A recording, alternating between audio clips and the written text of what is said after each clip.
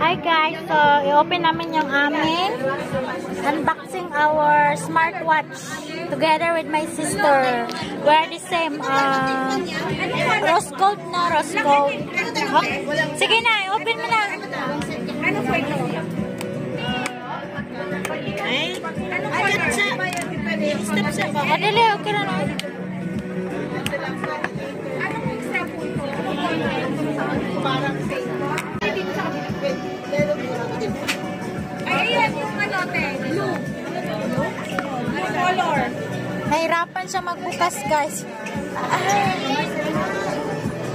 Ay po sa lifte ang atong kamera. Ato bang diri na ako? Ana, oh, ana ba?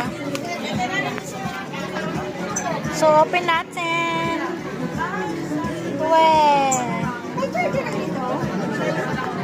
Ano yung nasa box? Pakita mo na. Tapos, charger. Pakita mo yung charger. Ganito po yung charger niya, guys.